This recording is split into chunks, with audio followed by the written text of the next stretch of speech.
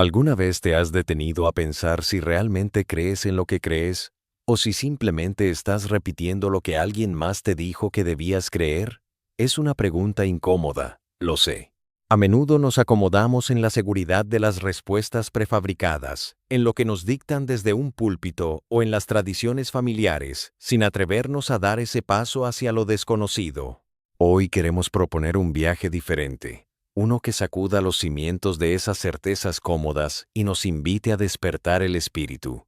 Nos adentraremos en conceptos que a veces nos suenan muy familiares, como la providencia divina o la omnipotencia, pero desde una perspectiva que desafía los límites impuestos por el dogma tradicional. ¿Estamos realmente listos para cuestionar lo establecido? Es un excelente punto de partida.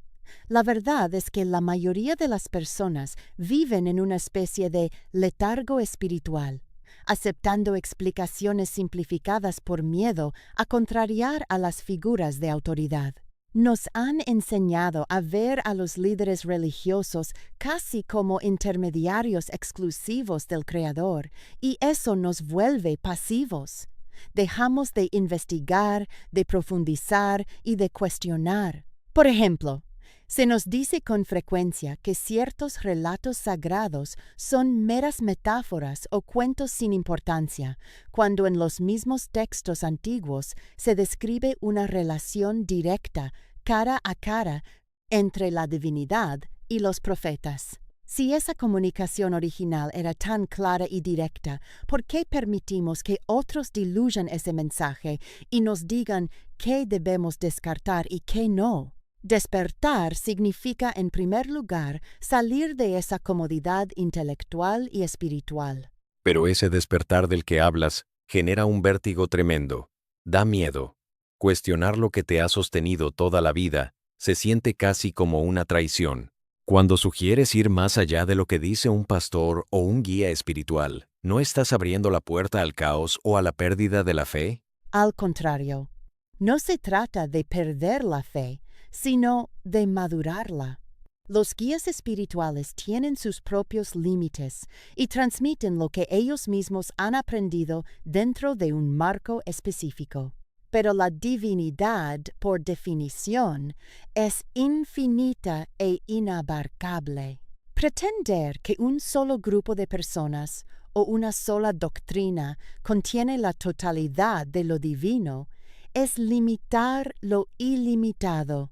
Para conocer realmente esa fuerza superior, debemos estar dispuestos a trascender los límites de las explicaciones humanas tradicionales. Y para eso, el primer concepto que debemos deconstruir y entender de verdad es la omnipotencia.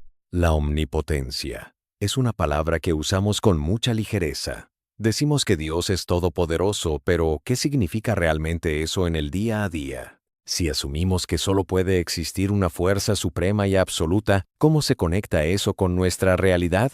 La lógica es sencilla pero profunda. Si existieran dos fuerzas con el mismo nivel de poder absoluto, se limitarían mutuamente. Al haber una diferencia, una de las dos sería inferior. Por lo tanto, ya no sería Dios. Así que la omnipotencia implica que no hay absolutamente nada por encima de esa fuerza creadora. Pero aquí viene lo interesante. Esa omnipotencia no funciona de manera aislada, sino que potencia todas las demás cualidades divinas. Si esa fuerza es amor, entonces su amor es infinitamente más poderoso y perfecto que cualquier afecto humano. Y si esa fuerza es orden, significa que nada, absolutamente nada, escapa a su soberanía o a su providencia. Espera, si dices que nada escapa a esa soberanía, entramos en un terreno muy pantanoso. Si Dios lo controla todo y su poder es absoluto, ¿qué pasa con el sufrimiento? ¿Qué pasa con la maldad que vemos a diario en el mundo? Si Dios permite que ocurran tragedias y que existan personas que hacen daño a otras, ¿dónde queda su bondad o su omnipotencia? Es la pregunta eterna que hace que mucha gente termine alejándose de la religión. Es la gran paradoja que a todos nos cuesta asimilar. La respuesta no está en que esa fuerza superior carezca del poder para detener el mal, sino en que decide no intervenir de esa manera para preservar un regalo fundamental, el libre albedrío. Imagina que estuviéramos programados para ser buenos por obligación. No seríamos seres libres, sino autómatas. El amor real y la evolución espiritual solo son posibles cuando existe la opción de elegir. Por lo tanto, la existencia del mal y del sufrimiento es una consecuencia de nuestra libertad.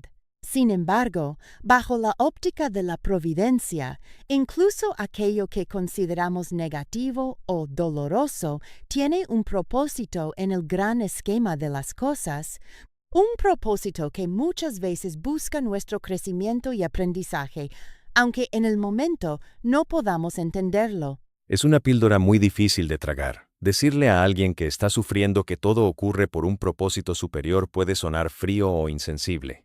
¿Cómo convencer a alguien de que la existencia del mal tiene un beneficio o un sentido pedagógico en su vida?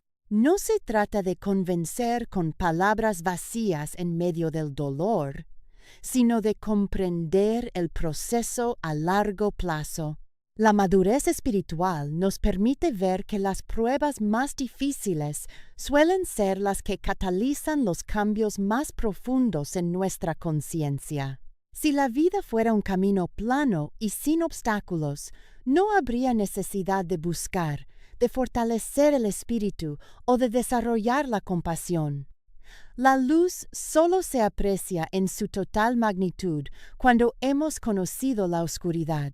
La omnipotencia divina asegura que, sin importar cuán oscuro sea el panorama, esa fuerza superior mantiene el control y utiliza incluso las circunstancias adversas para nuestro beneficio espiritual a largo plazo. El problema es que nuestra visión es muy limitada. Queremos ver el cuadro completo cuando solo alcanzamos a ver una pequeña pincelada. Entiendo esa perspectiva de crecimiento, pero me hace pensar en otra cosa. Si esa fuerza suprema lo permite y lo ordena todo para nuestro bien, ¿qué pasa con la diversidad de creencias? Muchas religiones enseñan que ellas son la única verdad y que las demás están equivocadas o son directamente un camino a la perdición. Pero si aplicamos la lógica de la omnipotencia, ¿la existencia de tantas religiones diferentes también es parte del plan divino? Absolutamente. Si partimos de la base de que nada ocurre sin que esa fuerza creadora lo permita, entonces la diversidad de caminos espirituales no es un accidente ni un error.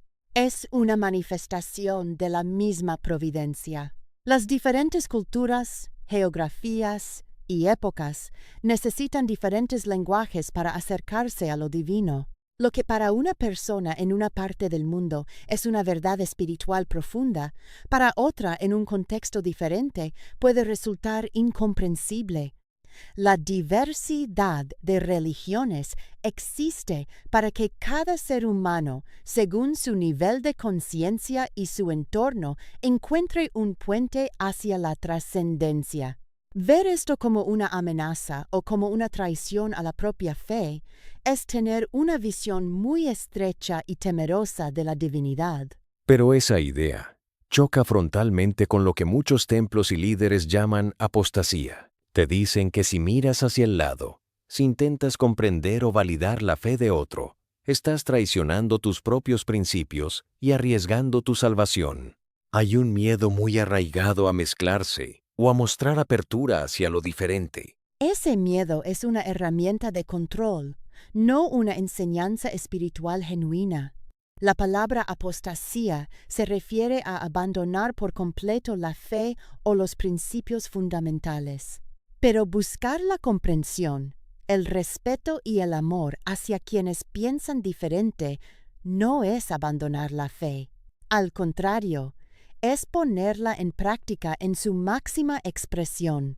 Si la base de tu fe es el amor al prójimo, ¿cómo puedes odiar o rechazar a alguien solo porque llama a la divinidad por otro nombre o la busca a través de otros rituales. Deberíamos recordar la actitud de aquellos sabios antiguos que se adaptaban a cada entorno para poder conectar con las personas. Se mostraban abiertos con los que seguían la ley y comprensivos con los que no la tenían, no para perder su propia identidad, sino para encontrar puntos de encuentro. El verdadero creyente no levanta muros, construye puentes. Me gusta esa metáfora de los puentes. Sin embargo, para muchas personas que han crecido bajo una estructura muy rígida, dar ese paso puede generar una crisis de identidad tremenda. Ese vele. Sentir que todo lo que te enseñaron tiene matices, o que incluso puede estar obsoleto, es aterrador. ¿Cómo se gestiona ese miedo a descubrir que has estado equivocado en tus creencias durante tanto tiempo? El miedo es natural, pero no hay que verlo como una señal de error, sino como una señal de crecimiento. No significa que todo lo que creíste en el pasado fuera falso.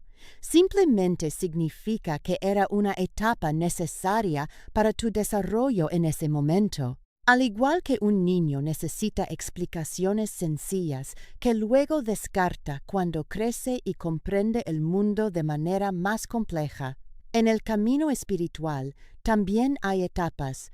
Aferrarse a ideas rígidas y obsoletas por miedo al cambio es lo que realmente estanca el espíritu. La verdadera fe no es estática, es dinámica. Evolucionar espiritualmente requiere la valentía de dejar atrás los conceptos infantiles de la divinidad para abrazar una comprensión más amplia, madura y, sobre todo, amorosa. Es decir, que el verdadero error, por llamarlo de alguna manera, sería el estancamiento, el negarse a ver más allá por pura comodidad o temor a la libertad. Exactamente. El estancamiento espiritual es el resultado de preferir la seguridad de una jaula conceptual antes que la inmensidad de la libertad divina. Cuando nos atrevemos a mirar más allá de las paredes de nuestros dogmas particulares, no estamos perdiendo la espiritualidad. La estamos encontrando en su verdadera dimensión infinita. Nos damos cuenta de que no se trata de tener la razón o de pertenecer al club exclusivo de los salvados, sino de transformar nuestra conciencia para reflejar ese amor y esa unidad en el mundo cotidiano. Compartir, dialogar y aprender de otros no debilita nuestra conexión con lo sagrado, la enriquece profundamente. Es una reflexión muy poderosa para cerrar el día de hoy. Nos queda claro que el camino del despertar no es sencillo ni cómodo. Requiere cuestionar, soltar certezas y abrir el corazón a una realidad mucho más grande de lo que nos han contado. Nos despedimos con esta invitación a no temerle a las preguntas difíciles y a buscar siempre esa evolución que nos conecta con los demás. La búsqueda no termina aquí. Apenas estamos empezando a vislumbrar el horizonte. Gracias por acompañarnos en este viaje de exploración interior. Nos encontramos en la próxima oportunidad para seguir desentrañando los misterios de nuestra propia existencia. Así es. Dejemos que estas ideas resuenen en nuestra mente durante las próximas horas. Que la duda no sea un enemigo, sino la puerta de entrada a una comprensión mucho más profunda y libre. Hasta nuestro próximo encuentro. Sigan buscando, sigan cuestionando y sobre todo sigan expandiendo su espíritu.